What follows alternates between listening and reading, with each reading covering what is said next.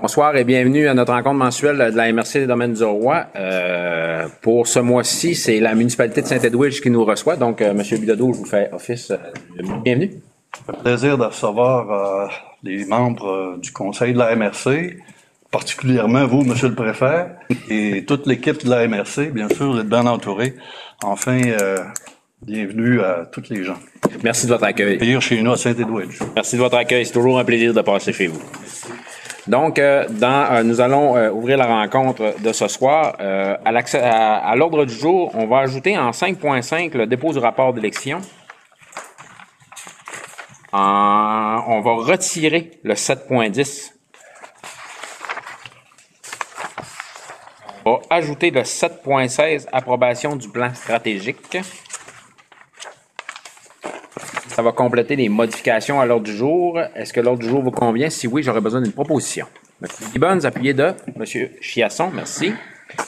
Procès verbal de la séance du 14 mars 2023, comme les documents vous ont été transmis dans les délais impartis et que vous avez eu le temps d'en prendre connaissance, est-ce que c'était conforme aux discussions? Si oui, on va prendre une proposition. M. Boivin, appuyé de Mme Bérère. Période de questions préenregistrées, M. Gagnon? Il n'y en a pas. Pas de questions préenregistrées. On va déposer aussi en 5.1 le résumé de la correspondance comme à chaque mois. En 5.2, acceptation des comptes, M. Gagnon, Steve. Oui, donc vous avez reçu la liste des comptes à payer qui totalise pour le fonds MRC 39 448 et 39 $ à payer. Ça va pour tout le monde. Proposition, Mme Laroche ainsi que Mme Hudon. En 5.3, renouvellement de l'assurance générale. Oui, donc c'est pour le renouvellement de la police d'assurance de la MRC auprès de la mutuelle des municipalités du Québec pour la période du 1er juin 2023 au 31 mai 2024 au coût de 32 916,91. C'est une légère augmentation de 185 $ par rapport à l'an passé qui est due là, à l'indexation des valeurs assurées du bâtiment et des équipements. Ça va. M. Laprise, appuyé de Mme Bérère, merci. 5.4, modification du lieu pour la tenue des séances de la Cour municipale commune de la ville de Roberval.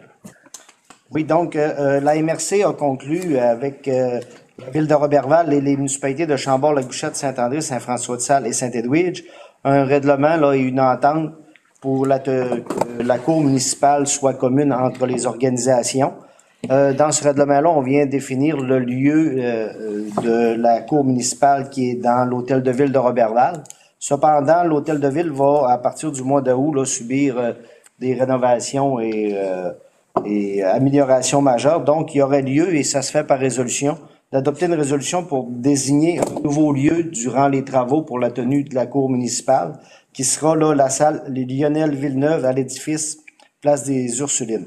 Donc, il y aurait lieu d'adopter une résolution pour modifier le règlement pour le lieu temporaire. Est-ce qu'il va falloir une résolution pour modifier le lieu quand on va revenir ou si c'est juste la fin des travaux? On vient définir dans la résolution là, la durée. Parfait. Mme Plourde, appuyé de M. Bouchard, merci. 5.5, le dépôt du rapport d'élection, toujours. Oui, donc c'est une formalité administrative. Là, moi, à titre de trésorier, là, dans le cadre des élections à la préfecture du 7 novembre 2021, j'avais déposé un rapport là, en début d'avril sur certains renseignements sur la tenue de l'élection. Entre autres, on y fait référence là, aux deux candidats, M. Baillargeon et M. Généreux, et également là, les dépenses électorales de chacun des candidats, les montants que la MRC a remboursés là, à titre de dépenses et montants d'appariement pour chacun des candidats et les dates à lesquelles les rapports financiers des candidats ont été produits avec les rapports additionnels qui ont été produits au cours de l'année 2022. Donc, ce rapport-là, je vous sera transmis là, dans votre intranet là, pour information. Ça va, comme c'était notre première élection au suffrage universel, c'était son premier rapport déposé. Donc, félicitations, M. Gagnon, pour votre premier dépôt. J'aurais besoin d'une proposition. Mme Hudon, M. Laprise, merci. Il n'y a pas besoin de résolution. C'est juste un dépôt. Oui. Parfait, merci. Aménagement du territoire 6.1.1, révision de la décision sur la demande de modification du schéma d'aménagement, développement révisé, Ville de Saint-Félicien. Oui, donc l'automne dernier, vous avez soumis une demande de modification du schéma d'aménagement qui nous avait été transmise par la ville de Saint-Félicien. Ça concernait le nouveau développement résidentiel du quartier Bellevue. Au moment de la séance du 13 décembre dernier, vous aviez adopté la résolution 2022-334 qui autorisait la modification du schéma en fonction des paramètres qui vous avaient été présentés à ce moment-là.